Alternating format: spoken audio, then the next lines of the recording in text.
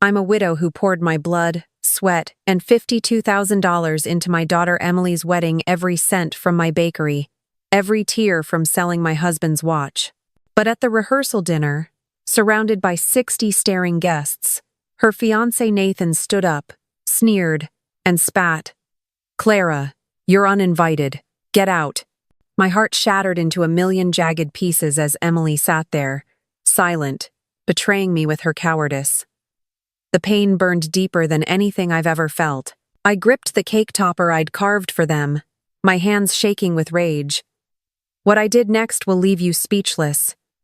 Don't you dare look away. I'm Clara Bennett, and for 30 years, my bakery in Sonoma County was my lifeblood.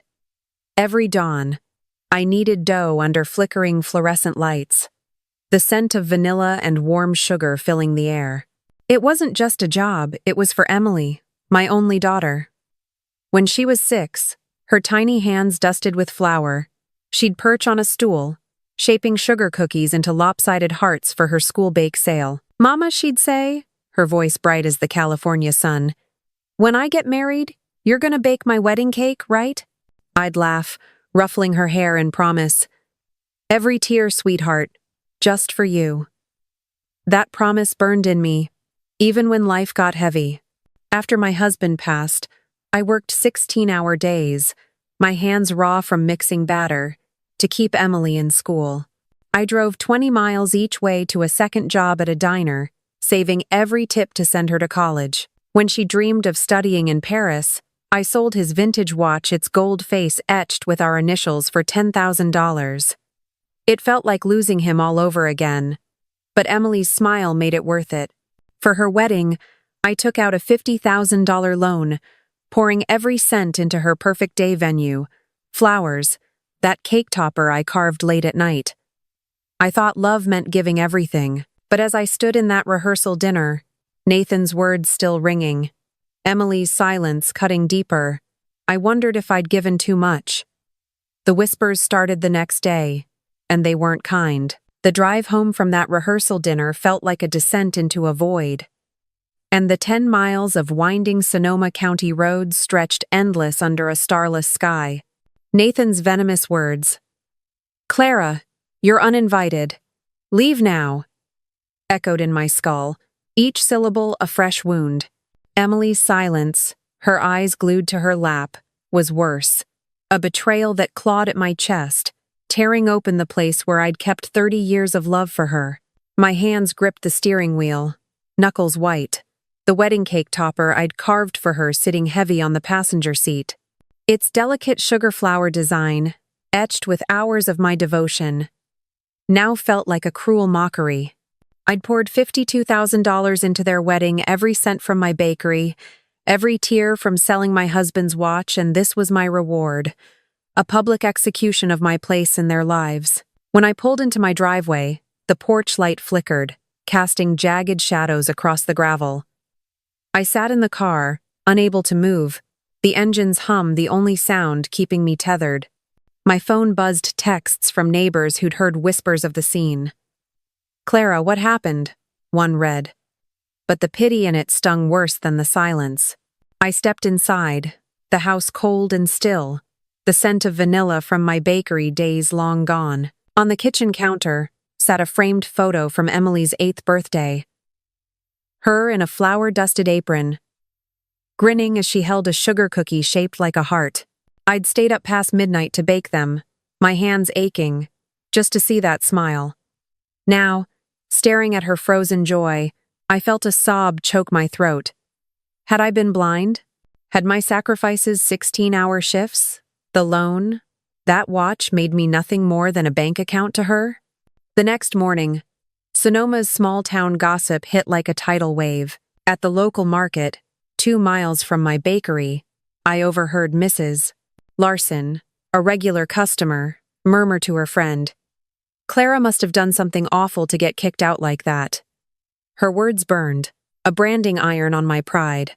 I clutched my grocery basket, apples rolling against the sides, and kept my head down, but the whispers followed me to the checkout. "She's always been too soft," another voice hissed. "No wonder Emily doesn't respect her." I wanted to scream, To tell them about the $50,000 loan, the nights I'd skipped dinner to afford her ballet classes, the watch I'd sold to send her to Paris. But my lips stayed sealed, my dignity the only thing I could still hold on to. Back home, I locked the door and sank into the armchair, the photo of Emily still staring from the counter. I picked it up, tracing her smile, and whispered, "Why didn't you stand up for me?" The silence answered, heavy as the cake topper now on my coffee table. I remembered her at 16, bursting through the bakery door shouting, "Mama, I got the scholarship."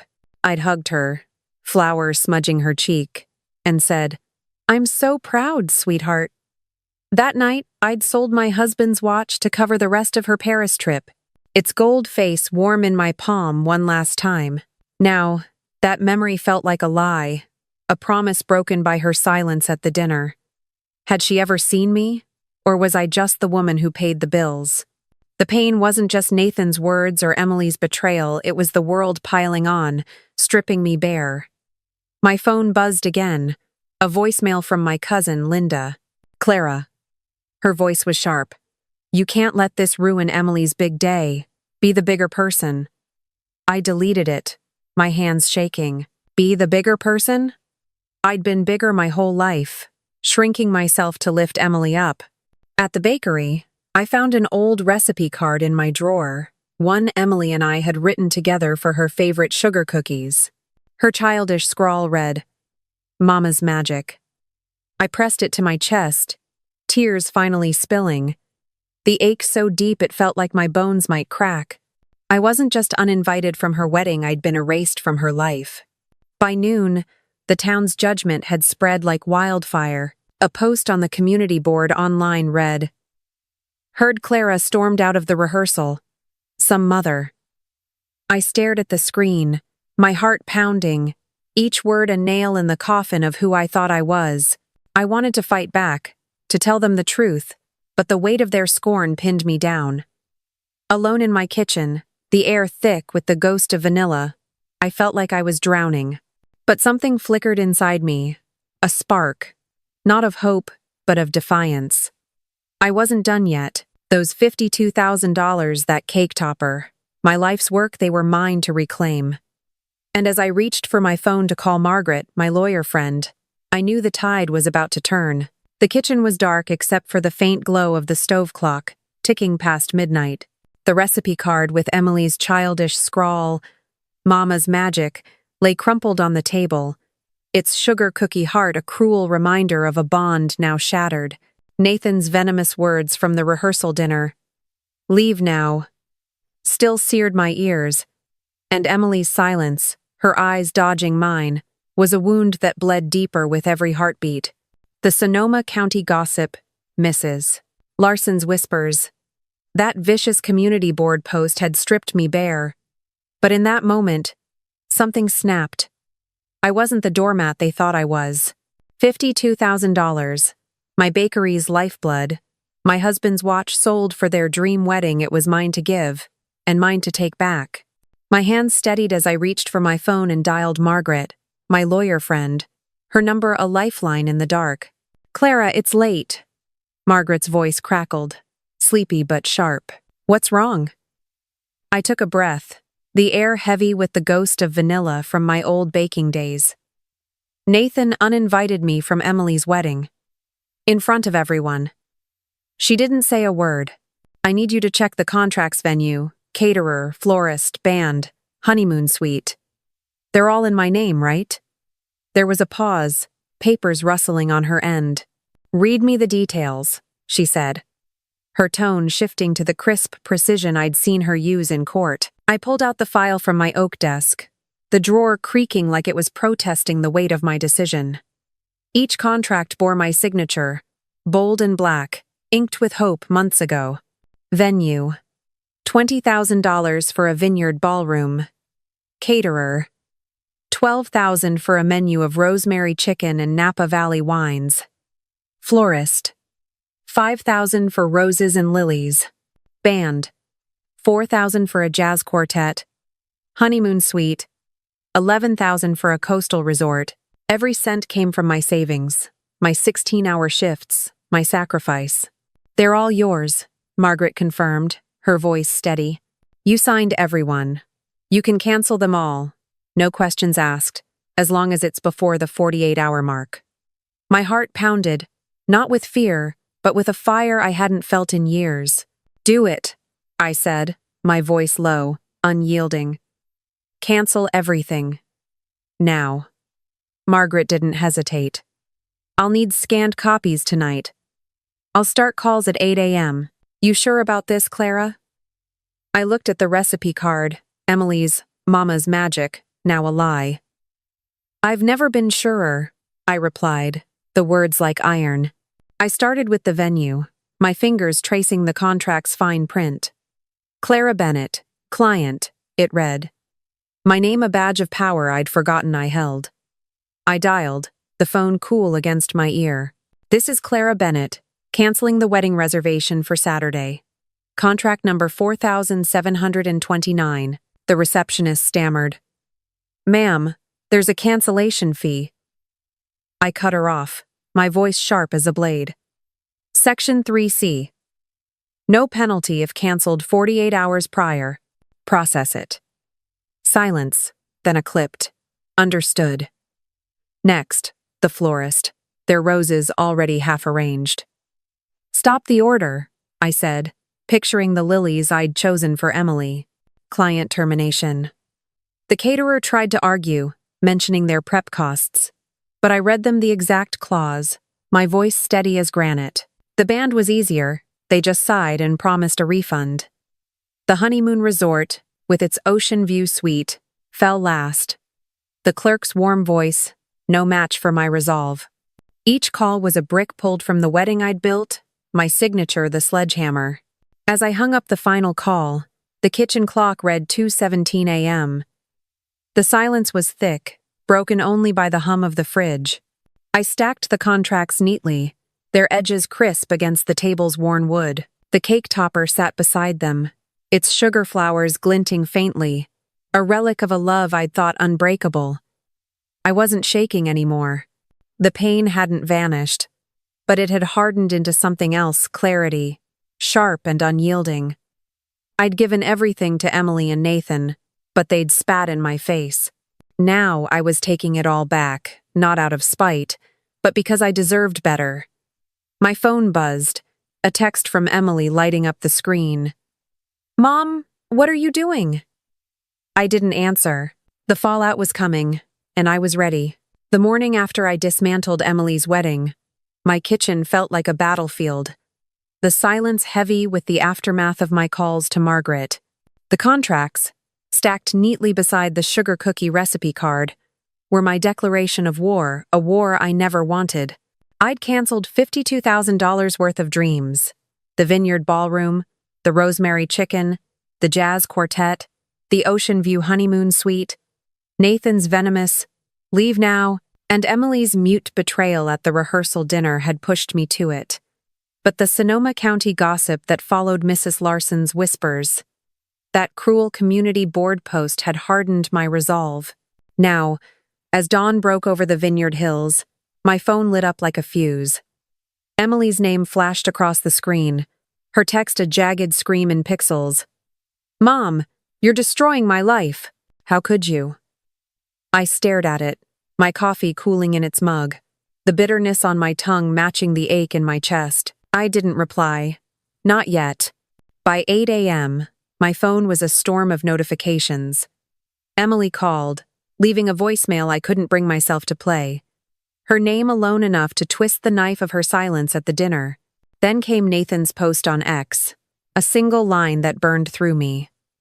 Some mothers would rather tear love apart than let it shine. No names, but the venom was clear, and the comments poured in heart emojis. Stay strong, Nathan, and jabs at me. What kind of mom ruins her kid's wedding? Each word was a punch. The internet a jury that didn't know I'd sold my husband's watch, worked 16-hour days, or taken out a $50,000 loan for Emily's perfect day. I wanted to scream the truth, but my lips stayed sealed, my hands steady as I saved screenshots in a folder labeled Proof. The family onslaught hit next. My sister Linda called at 9:15, her voice sharp as a Napa Valley wind. "Clara, you're breaking Emily's heart," she snapped. "This is her wedding, her one big day. You're the mother, fix this." I gripped the phone, my voice low but firm. "Fix what, Linda? Being told I don't belong? Paying for a wedding that shoves me out?" She sighed, heavy with judgment. "You're letting pride ruin everything. Think of the guests, Clara. Don't make Emily hate you forever." I hung up, my pulse hammering, her words echoing the gossip that had already branded me the villain.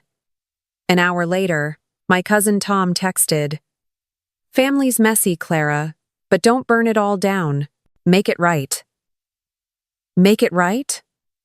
I'd spent decades making things right, kneading dough till my hands bled, giving up my husband's memory for Emily's dreams. By noon, Emily went live on Instagram, her face filling my phone screen, eyes red and hair loose, a performance I barely recognized. "I never thought my own mom would do this," she sobbed, voice cracking like glass. "We were planning the happiest day of my life, and now it's gone because she wants control." Comments scrolled fast, friends typing, "Love you, Em." Strangers asking, "Why would your mom do that?" She didn't mention the $52,000, my bakery's savings, or the watch I'd sold. She looked into the camera, tears gleaming, and said, "This isn't about money. It's about power." Power? The word hit like a slap. I'd given her everything, my time, my heart, my life, and she'd painted me as a tyrant. I stood in my kitchen, the recipe cards, Mama's magic, staring up at me, its innocence a cruel contrast to the storm outside. My fingers brushed the cake topper, its sugar flowers still perfect, a relic of a love I'd thought unbreakable. The pain wasn't just Emily's accusations or Nathan's post, it was the world turning against me, believing their story over mine. My phone buzzed again, another call from Linda. "Clara, stop this now," she pleaded. "You're humiliating her in front of everyone." I didn't answer. The ache in my chest burned. But beneath it, a spark grew not of anger, but of certainty. I wasn't the villain here. I'd given too much to be reduced to their scapegoat. As I reached for my phone to call Margaret again, a new message from her popped up. "Found something on your credit account. You need to see this." My heart stopped. The truth was about to get uglier. The afternoon sun slanted through my kitchen blinds, casting sharp stripes across the table where the sugar cookie recipe card lay. It's Mama's magic, now a bitter taunt. Emily's Instagram Live, her tearful claim that I was a controlling tyrant, still burned in my mind, as did Nathan's ex post painting me as the enemy of their love. The family's calls, Linda's demands, Tom's pleas had piled on, each one a brick in the wall of blame they'd built around me. I'd canceled their $52,000 wedding, my life savings and my husband's watch sacrificed for a day that spat me out. But Margaret's cryptic text, "Found something on your credit account. You need to see this," sent a chill down my spine.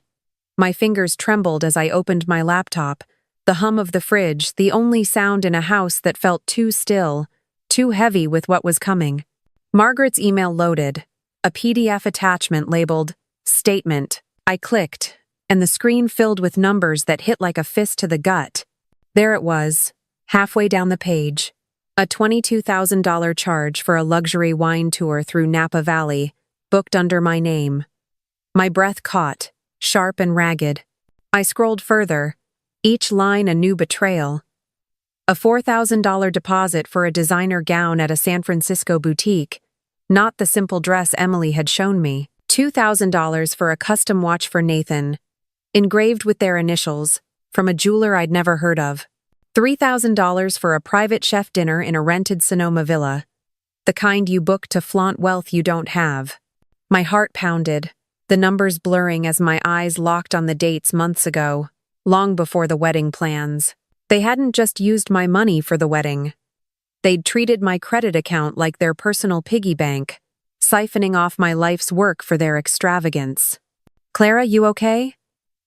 Margaret's voice came through the phone, steady but urgent, after I dialed her in a haze. "Did you see the charges?" I clutched the phone, my voice barely a whisper. 22,000 for a wine tour, Margaret. A watch. A chef. They used me like an ATM. She exhaled, her tone hardening. It's all tied to your account. They added themselves as authorized users without your consent. I can freeze it everything right now. I stared at the recipe card, Emily's childish handwriting mocking me.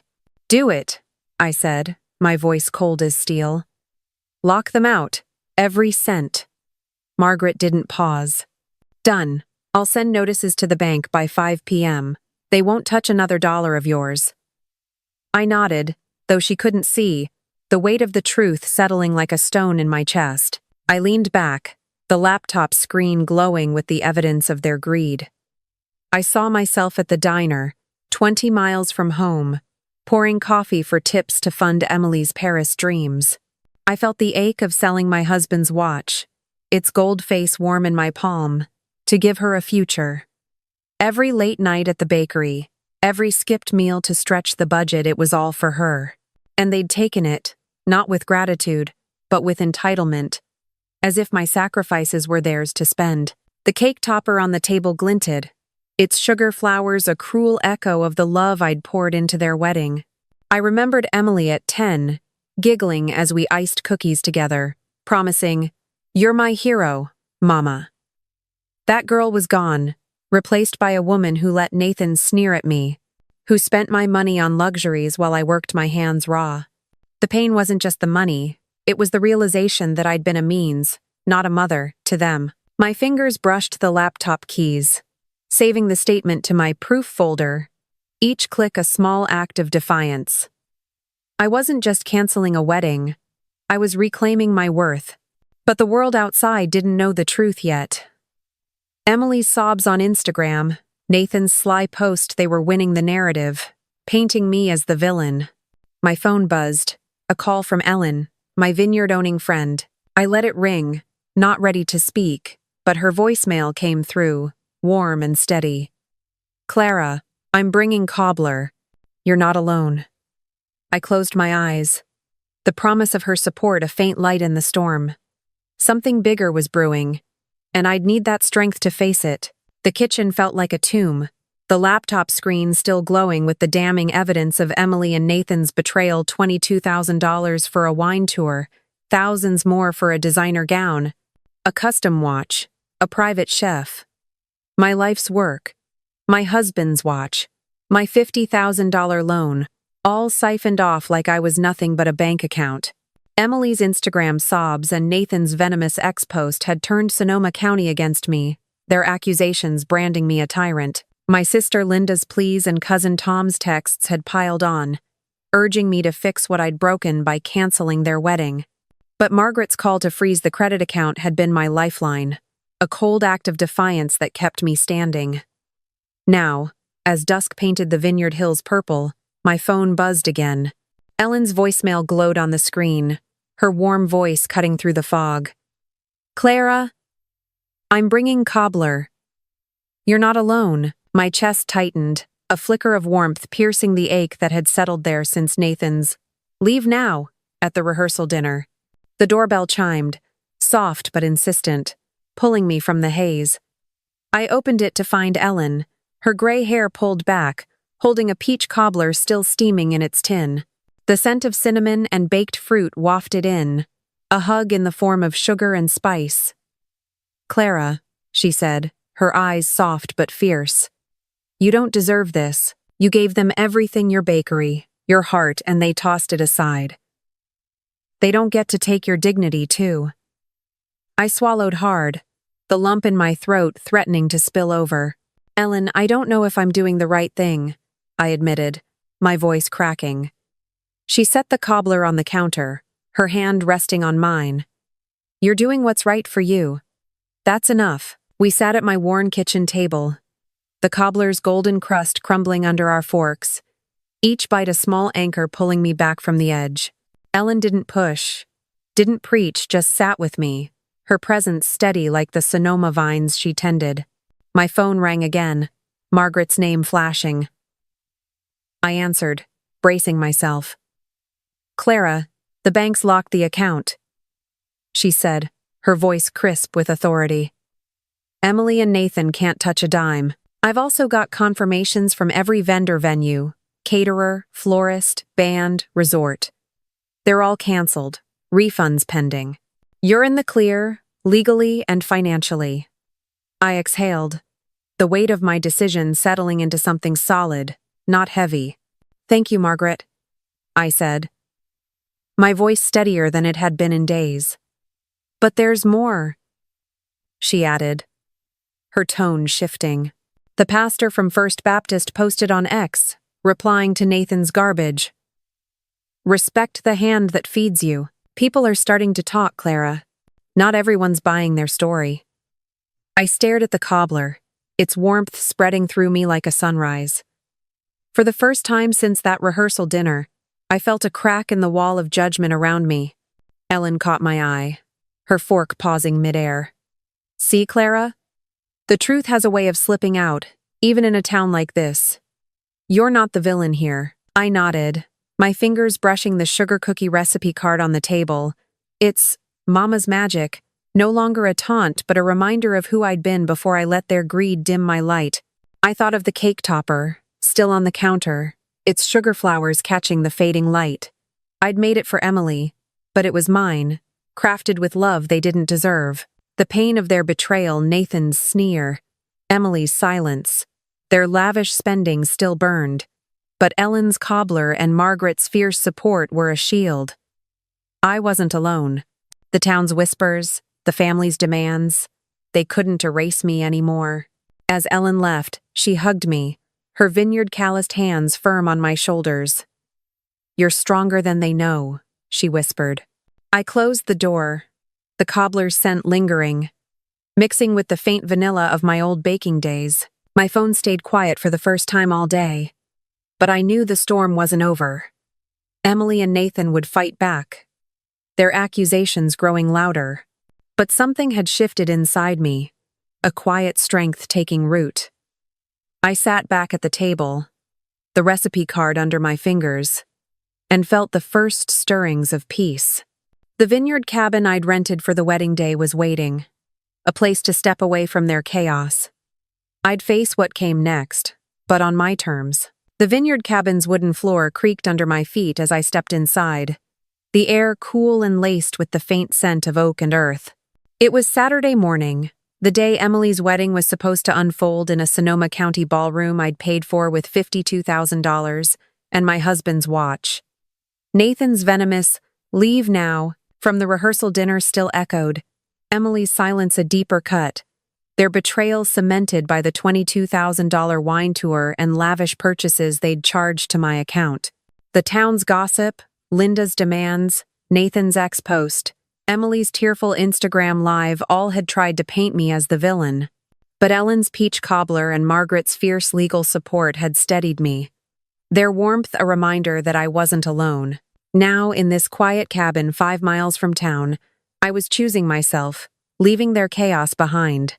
I brewed coffee, the rich aroma curling through the small kitchenette, and carried it to the porch overlooking rows of grapevines bathed in golden dawn light. The hills rolled gentle and endless, their stillness a stark contrast to the storm I'd weathered. My phone sat on the counter, silenced since Ellen's voicemail last night, its screen dark against the clamor of Emily's texts and calls. I pictured her now, maybe pinning her hair, her veil trembling as she realized the ballroom was empty, the roses unarranged, the jazz quartet silent. Nathan would be adjusting his tie, his smugness fading as the truth sank in.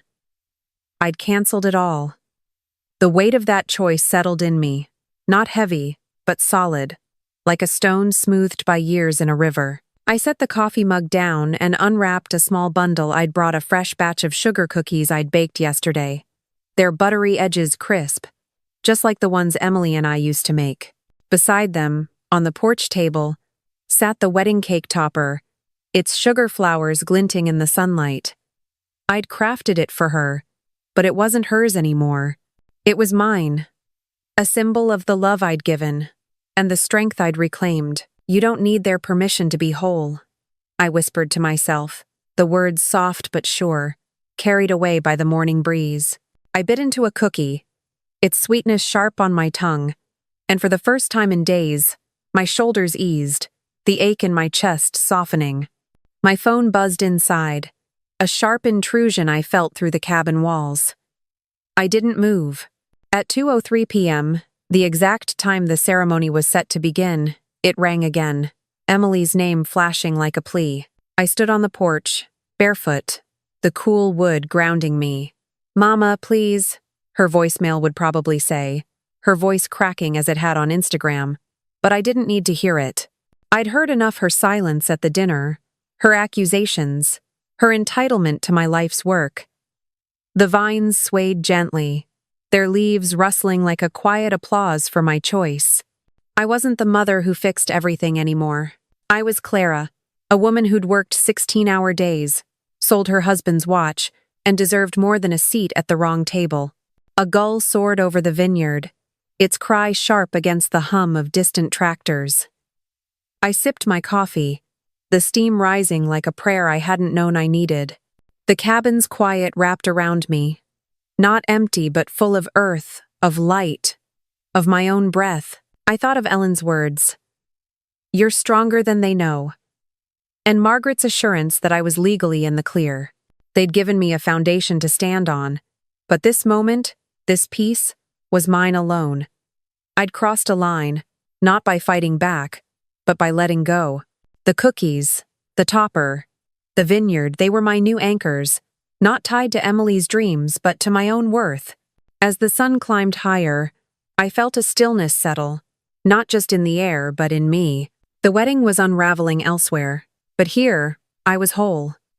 My phone buzzed again, probably Linda or Tom, ready to lecture me on family duty.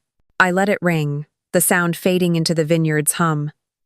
There was one last thing to say, not to them, but to you, watching this story unfold. I'd learned something they couldn't take away, and soon I'd share it, hoping it might light your path too.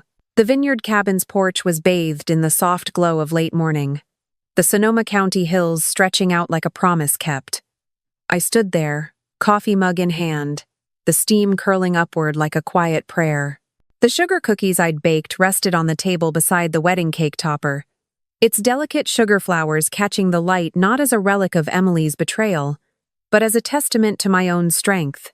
Nathan's venomous, "Leave now," from the rehearsal dinner, Emily's silence, their reckless spending of my $52,000, the town's gossip, Linda's pleas all had tried to break me. But Ellen's peach cobbler, Margaret's legal shield, and this quiet cabin had shown me I was more than their scapegoat. I'd canceled their wedding, frozen their access to my account, and walked away from their chaos. Now, as the vineyard hummed with life, I realized the truth I'd fought to find. My worth wasn't in what I gave, but in what I chose to keep. I learned something in this storm, something I wish I'd known decades ago, when I was kneading dough till my hands ached, or selling my husband's watch for Emily's dreams. Love is a gift, not a debt. You can pour your heart into someone's 16-hour days, $50,000 loans, every ounce of your soul, but love doesn't mean erasing yourself. It's a lesson carved in the pain of Nathan's sneer, Emily's silence, and the weight of that $22,000 wine tour they charged to my name. I used to think being a mother meant giving everything, no questions asked. But standing here, with the vines whispering in the breeze, I know better. You have to set boundaries, not just for them, but for you.